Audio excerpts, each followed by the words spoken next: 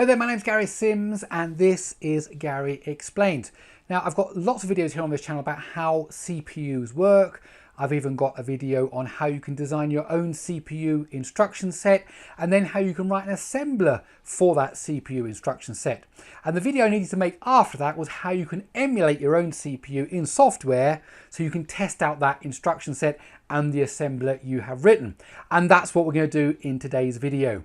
So if you want to find out more, please, let me explain. Okay, now there are a few choices that we could come to when emulating our CPU design in software. One is we could just do a Python program that you run on the desktop, Linux, Mac, Windows, whatever you like. But I thought, wouldn't it be fun to actually do it on a Raspberry Pi Pico? Now, of course, the Raspberry Pi Pico is a microcontroller. It has its own CPU. In fact, it has a dual core CPU, it has its own memory, a flash memory, very, very sophisticated piece of equipment. But the thing, of course, when you look at it, you know, as you look at these things, they actually look like the old CPUs that you used to get with the legs on them back in the day, you know, the 6502, the Zilog Z80 and many, many others. So even the microcontrollers that you have inside of the Arduino kind of look like this. So wouldn't it be fun if we could put our own instruction set and our own emulation onto one of those, and then it can act like a CPU in its own right. Now, having made that decision, there are two further decisions. I could either actually build the whole system into that chip, so the memory's in that chip, the CPU's in that chip, the display, any kind of I/O is all built into that chip, or we can actually try to build a system, so you just emulate the CPU in one Raspberry Pi Pico, then another Raspberry Pi Pico, you might want to emulate the memory and then get them to talk to each other over some kind of bus. In another one, you might want to do some kind of general I/O chip that is able to do different things, including driving a display, and kind of build up a more kind of bigger system. I opted for the first one for this first video because it's simpler just to implement the memory and the CPU and the display driver all inside of one Python program that we're going to run on the Raspberry Pi Pico. If there's enough interest, please tell me in the comments below and we can look about how you can emulate a much larger system with independent chips and we talk to them over a bus. If there's enough interest in that, I will certainly make a video. Okay, so let's just crack on. Okay, so if you remember from my last videos, here is an overview of the instructions we defined for our virtual CPU that we're building for this thing we're designing. And basically you've got some load instructions here at the top for how you can load in real numbers, load from one register to another, or load in things from memory. Then we have a set of store instructions that allow you to store from one register to another, from memory, and so on. And again, notice here it's 16 bits, so we want to be able to do high and low because you want to just do one part of that 16-bit word, in other words, one byte of it. Then there's some compare stuff, some branching based on what happened in the compare, branch greater than, branch less than, and so on. Finally, a little bit of mathematics, add and subtract, and then halt and no-op, which are also useful for throwing into a CPU architecture. And then if you remember, we wrote an assembler which takes assembly language and turns it into this machine code. So let's have a quick look at that. Okay, so here is a very simple assembly program. In fact, this is what we're going to use to test the CPU when we implement it. What does it do?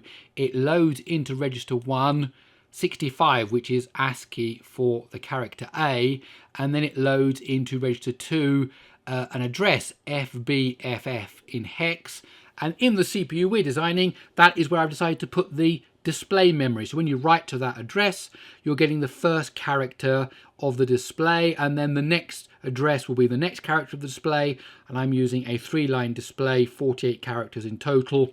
And so if we look at how that's been translated into the actual machine code, here is an output of the ROM file that we're going to use.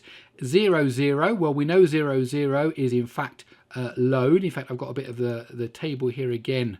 Here it is. So we know that load has got the opcode 00, and then into R1 would be in the second byte. So if we flick back to here, we can see into register 1, and then what you're putting into register 1, 0041, 41 is the hex for 65. We can look at the next one, we can see 00, load again into what, register 2, what are we putting in there, FBFF, and of course that's exactly what we saw here. And let's see if we can guess the next one, 14. Okay, 14010002, that's the next instruction there.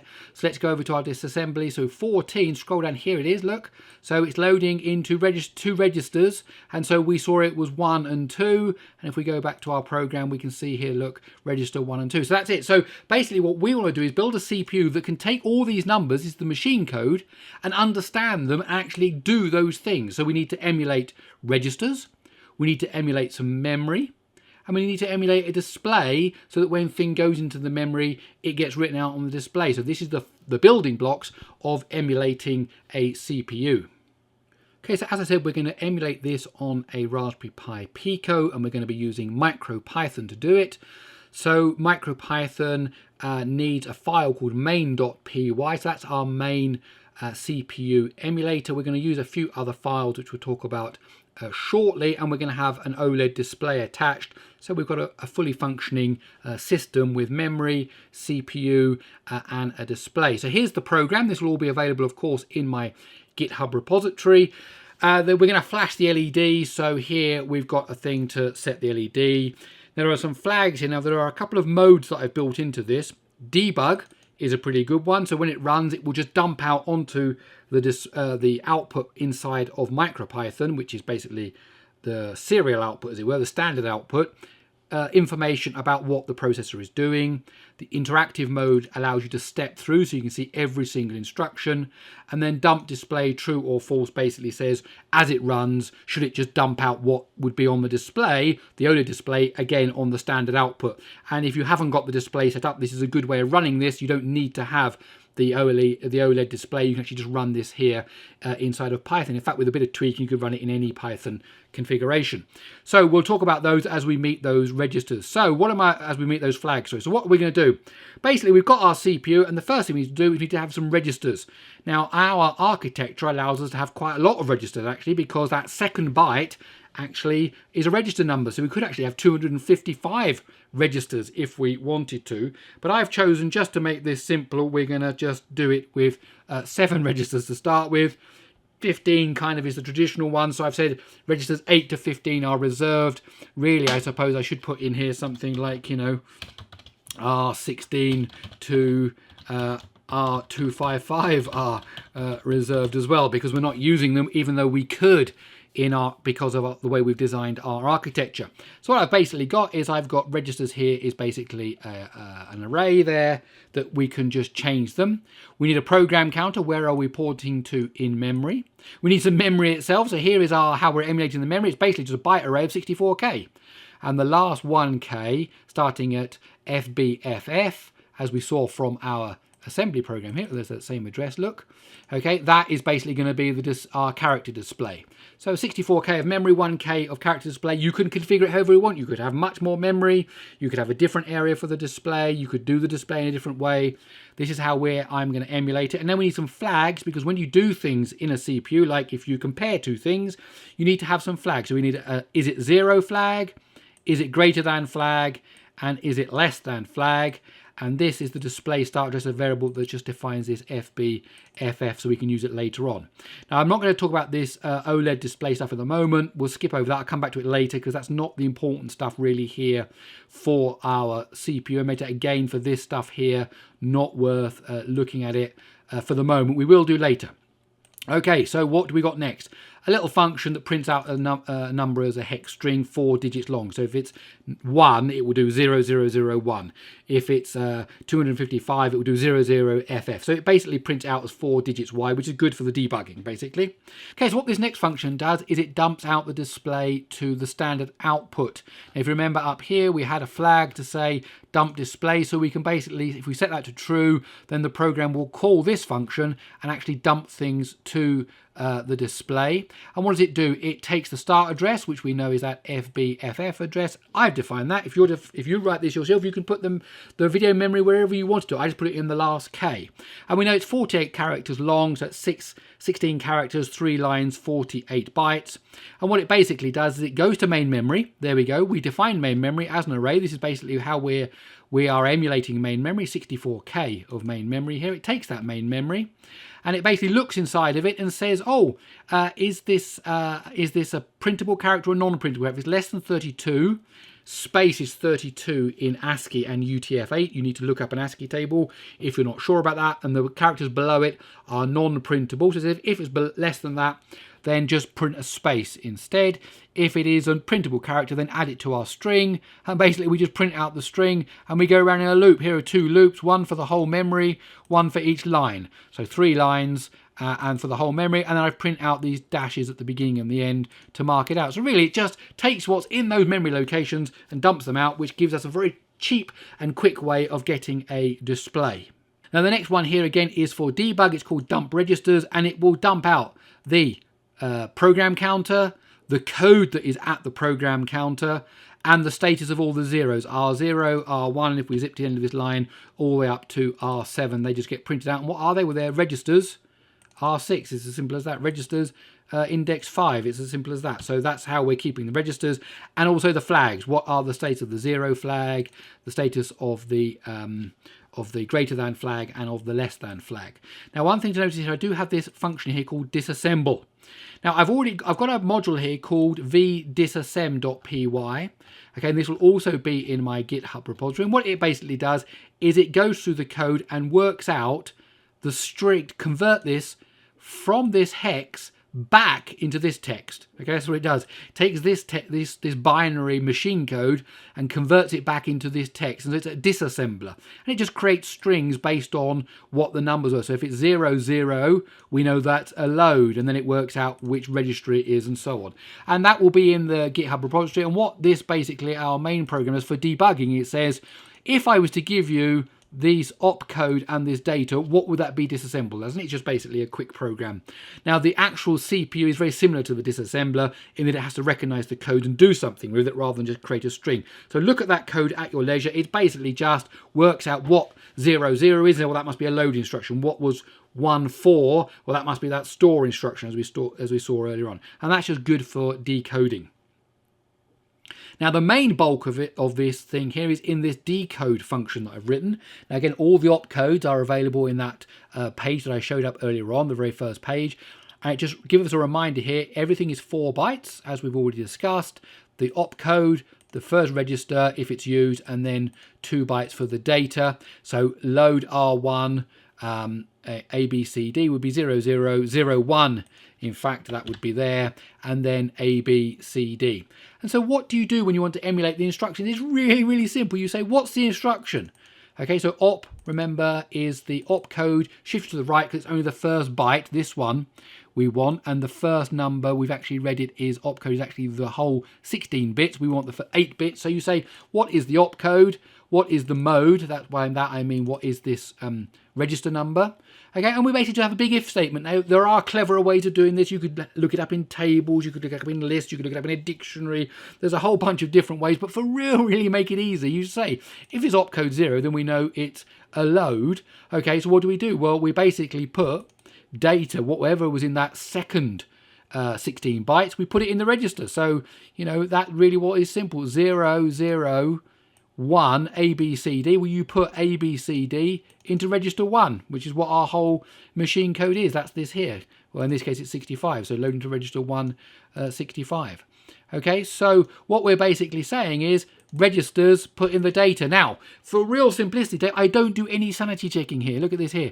Need to sanity check the register. Like if the register was actually 255, which we've said already is reserved, it should give an error saying, I don't know what register 255 is. And in fact, Python may even crash itself because I haven't defined the registers array to be long enough. So yes, there could be way more checking going on here, but I'm assuming that our programs are healthy and good, and I just want to show how simple it is to create the emulator. Writing in all the checking, it would add a layer of complexity, which is necessary. Don't get me wrong, it is necessary, but this is what we need to get this working. And then we say, okay, what's opcode 001? Well, we go back to our little list here that's also over there in GitHub. 01 is load between 2 registers. So what it says is, okay, we need to load between registers, so it's register to register. We just again take these 2 things, and basically as you go through all of these, you're either manipulating the main memory or the register.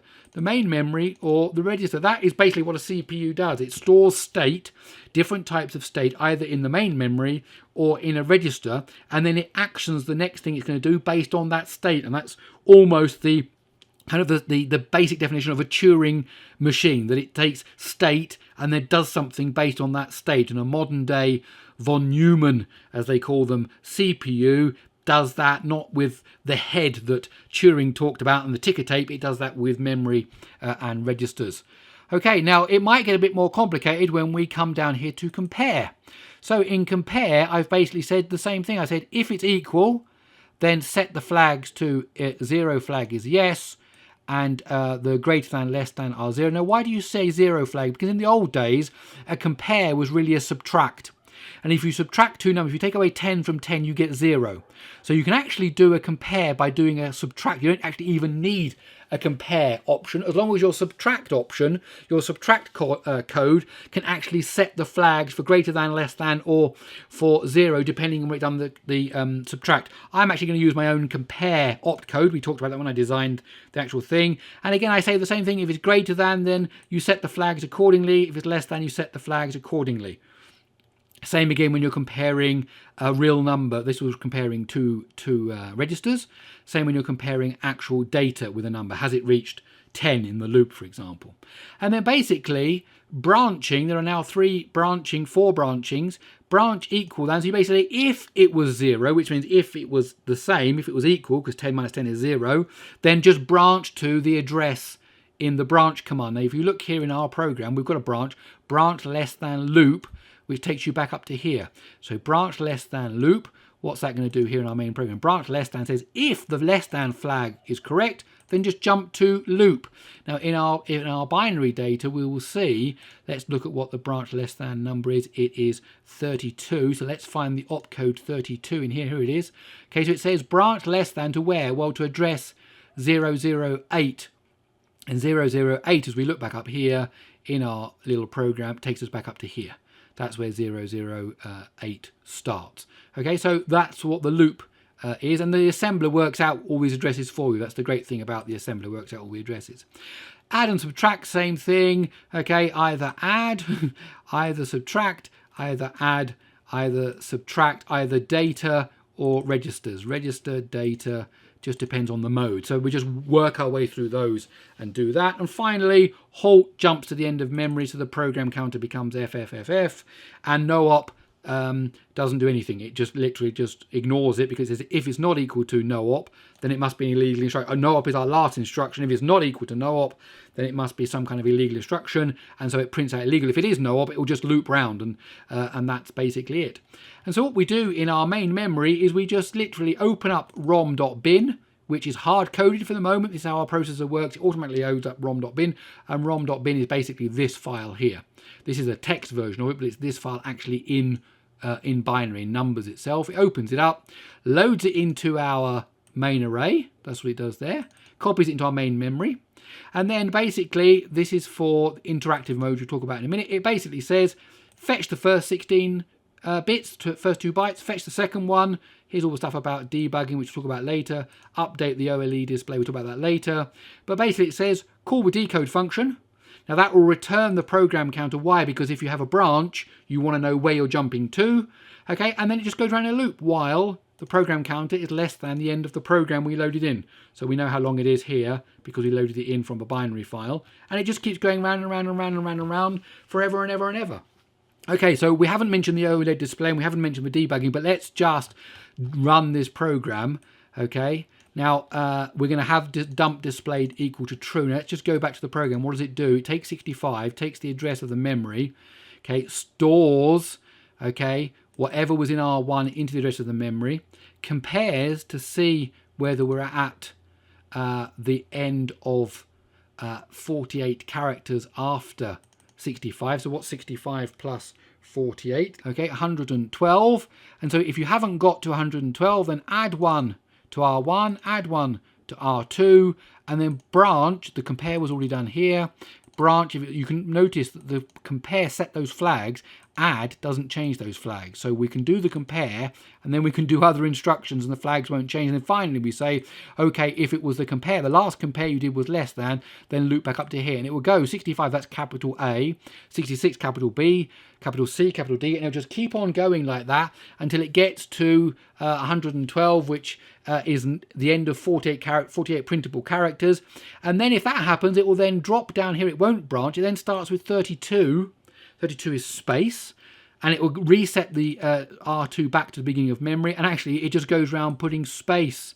So it blanks the display. So basically this will fill the display with characters A, B, C, D, E, F, G, H, and when it gets to the end of the display, it will fill it all with spaces, and then finally an actual branch takes us back to the start, which is 0. And if we look at our code here, we can see the very last instruction is 33 0 0 0 0. So it's something 0 0. What's the 33? Well, let's go back to our little code here. 33, boom, branch. Okay, so branch. Okay, back up to 0 0. So it just branches back to the very beginning of the program here and starts it all again. So it just goes round and round and round forever. That's our little program, and we're going to run that in our actual emulator now. So let's just run it with the display, dumping of the display turned on. Let's see if I can just make this. Okay, so here's where we're going to see the output. So let's just run our program. Okay, and here we go. Look, it's displaying all that. A, B, C, D, it's displaying. It's filling it very fast, of course. We can stop it at some point. Now, if you're just watching it, it's going to go and start blanking out. Right, let's just stop it now. There we go. So what we have here, we can see, look, the L, and then the L's been blanked out. Okay, and it's doing this every single time. So in between this one and this one, it's doing instructions that are not actually touching the display. And if we scroll up a bit, we can see, there you go, L, L, K, right? K got was displayed, then it got written by a blank space, and then of course we've got the adds, and we've got the compares, and other things go along until finally we write another space there. So this is basically the program. It's writing it out. Now of course you could be displaying anything here you like. You can be displaying prime numbers, you could be displaying the date and time, you could be writing in a little adventure game in in assembly code if you want to, but this is a very simple program. So the next step is to, rather than having this coming out on the display like this, will be to put it on the OLED display. But before we do that, let's have a look at the interactive mode. So let's turn that to false. Okay, but let's have a look at the interactive mode, which allows us to step through our program. So let's just make that bigger again. Okay, so here we are. So it's saying the PC, the program counter, is now on 0. And what have I found at 0? It's found 0001 and 0041. Well, let's have a look at the program. Is that right? 001, yes. 0041, yes, that's absolutely correct. Okay, and it says that means, and this is from the disassembly module, that means load 41 into register 1. Great. What are the current state of the registers? Well, they are 0, 1, 2, 3, 4, 5, 6, and 7 as we set them at the very beginning of our program, and the flags are all 0. Okay, let's step. Okay, so now it said I'm on to the next instruction. The PC is now 4. It says now load FBFF. Now notice here in R1 we now have 41 because that's what this instruction said to do. So here we go. R1 has now got 41. If we step again, we're now going to see that R2 has got FBFF. Next thing it wants to do is store whatever is in R1 into the memory address pointed to by R2. That's how our code works, and if we do that we get the letter A, because A is 41 in hex, 65 in decimal. And then it says compare R1 with 70. So is R1 70? That's 112 in decimal, 70 in hex, and we know the answer is no. So look at that now, the less than flag has become true. Notice less than flag here was 0 before. It is less than, so R1 is less than 70. In that case then please add 1 to R1. This is all the program we've written here. Look, this is all exactly as we've written it here. Okay, we're doing exactly this. Now add R1 to R1. We're going to add R1 to, and then we're going to loop round again. So it's just following our program. So we want to add up 1 to R1, and that's what it did. So that now goes to 42. Okay, we want to add 1 to R2. So that now becomes FC00. Maybe that would have been a better place to start the memory. I don't know. Maybe I should have put it there to much neater number to start it. And now we're going to branch back to 8. Now notice our program counter is currently at 24. We've gone from 20, 24, 4 bytes at a time. And now when we branch round, we're back to 8. And what's 8 again? 8 is now store the contents of R1 into the memory address pointed to by R2. R1 is now 42, which is the capital letter B, and we've moved on to the next address in the memory. So when we do that, now we get a B.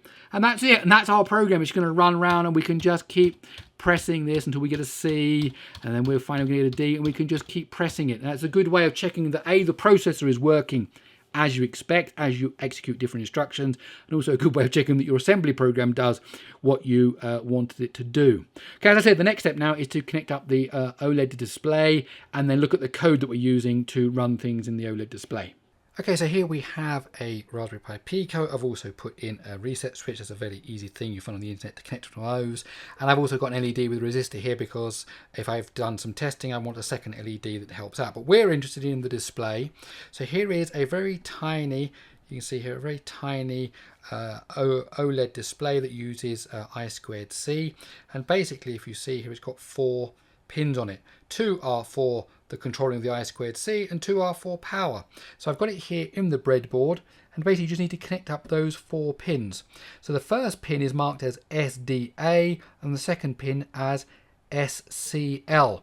Now if you look on a Raspberry Pi data sheet, then what you can see here is that pins 1 and pins 2 are SDA and SCL for I²C. In fact, there are many of them here on the board, but that's what you want to connect it to. So if you look, I've just got a wire that goes from the first pin over to pin 1 of the Raspberry Pi, and from the second pin over to pin 2 of the Raspberry Pi, and then pins 3 and 4 are just power, positive, and ground. So it's really easy to connect up. Just 4 wires, 2 of which are the power and 2 which you take over to the Raspberry Pi pins, and then you just tell it that you're using the I²C 0 bus, because there are other ones when you actually configure it in the Python code. So that's really quite simple. So they're cheap and they're easy to install.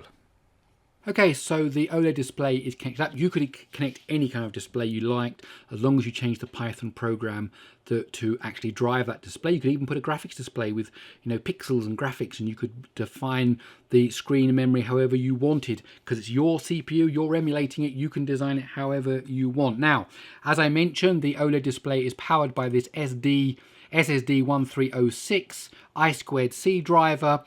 The Pico understands I²C. Python, MicroPython running on the Pico understands I²C. So you're going to need this program, SD1306, on your Raspberry Pi Pico. It will be in my GitHub repository. You just need to load it onto there. And while we're talking about programs that you need on there, you also, of course, need the bin rom.bin file, so you take that out of the assembler. Now here in Thonny, if you're using Thonny, you basically right-hand click and you can actually if it's on your PC, you can say upload to, and it will just basically upload it to your Raspberry Pi. So you upload the bin file there, and you'll need the main.thing, which is our emulator, and we need the disassembly module. You need 4 files on your Raspberry Pi Pico to get this to work. So we're using the 1306 driver, so we need to import that, and then basically, okay, you need to have these 4 lines here, basically define the width and the height. If you bought a different display powered by the 1306, you could use that.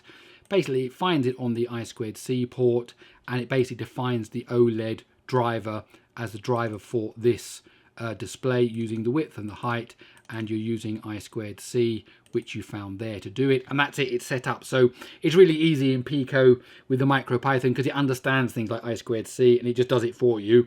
And then all we do down here is that there are a couple of commands.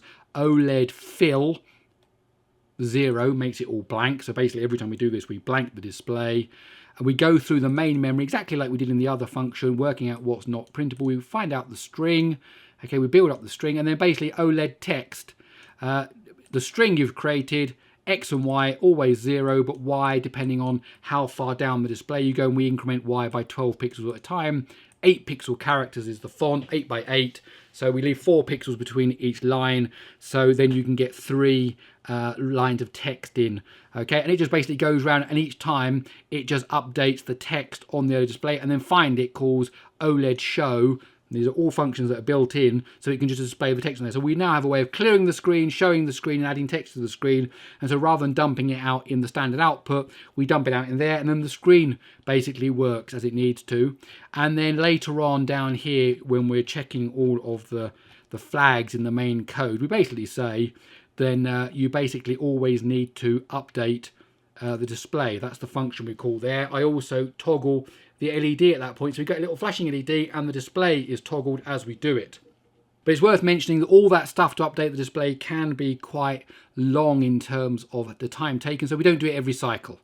Okay, so basically I know that if you load something from a register and you store something from a register, you add some numbers, you do some compares, you're not going to be updating the display every single CPU instruction, every single machine code instruction. So if we try and update it every kind of 3 instructions, then that might give us a fair reflection in real time of what's actually going on. So that's what I do here. I basically have a variable called refresh display. If every 3 times round, it then does it. So it doesn't update it every single instruction. When you just add 1 to register 1, you don't need to update the display at that point, which will take in itself a whole bunch of code here to run to build up that string and do it over I squared C. So let's just do it every, you could slow that down yourself if you wanted to slow it down even more to concentrate more on the CPU running than the display. So basically that's just it, it just runs that. And then here in interactive mode, which we touched on earlier, I showed you how it works. It basically says if you're running in interactive mode and you type in S, which is the default by pressing enter, then step through one instruction at a time. And that's basically the whole program. As I said, it will all be in the in my GitHub repository so that you can have a go. Okay, let's have a look at it running with the OLED display attached, and you'll see exactly the same program running, but this time using that OLED display.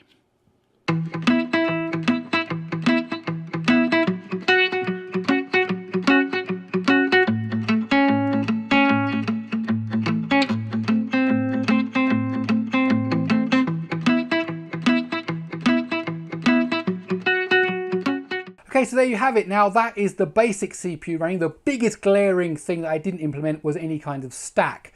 Now there are normally, you'd have a stack in a CPU when you want to store some things and then you want to jump to another subroutine and then execute stuff and return from it. You would use the stack, and I haven't done any kind of stack emulation inside of this particular device. And so if you wanted to go deeper level, the next thing would be stack. Of course, as I said in the video, you could also implement a much better display. You can have one with actual graphics, pixels on it rather than just text, and so on.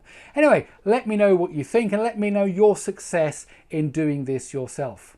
Okay, don't forget you can follow me on Twitter at Gary Explains. It would be good if you gave this video a thumbs up. If you like these kind of videos, do hit the subscribe button. And I do also have a monthly newsletter. Go over to GaryExplains.com, type in an email address, no spam, but you will get the email.